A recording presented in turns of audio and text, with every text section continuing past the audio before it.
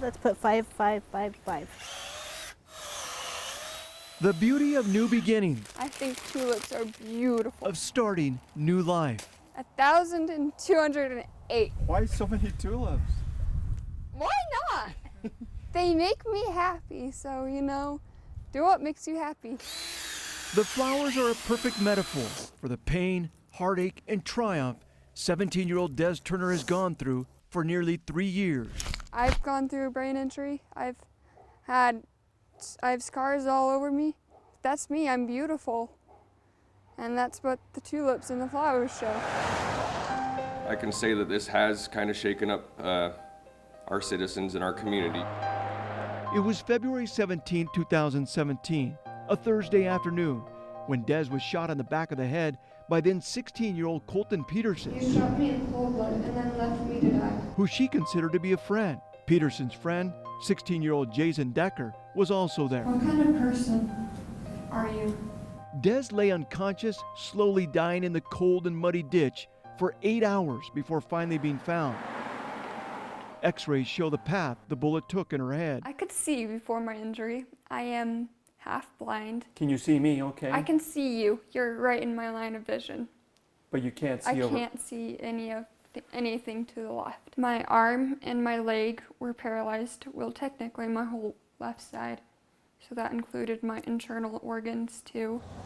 Come on, let's walk. The memories of what happened here on that February day I remember being in the canal. still haunt her. It's hard to explain where we're at because this is where hell happened. This is only the second time she's been back to the scene since the shooting. It was a fun place where friends and I would meet up. So you thought you were just going to meet up and have a good time? Yeah, As normal. just as any other hangout time.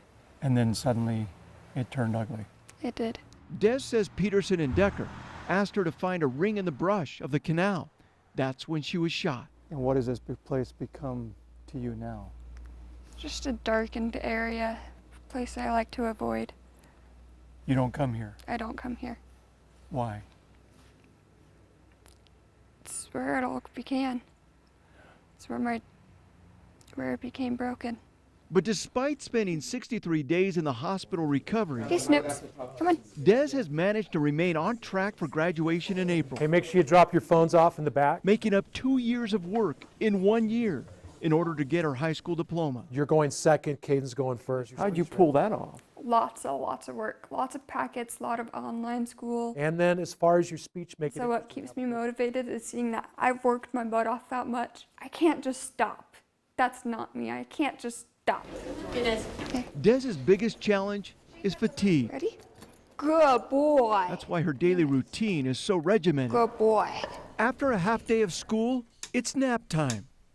She then begins a variety of physical therapy workouts. Balance, keeping sides even. Part of that includes This, getting Yes. into a hyperbaric chamber still do this. to help her with oxygen and healing.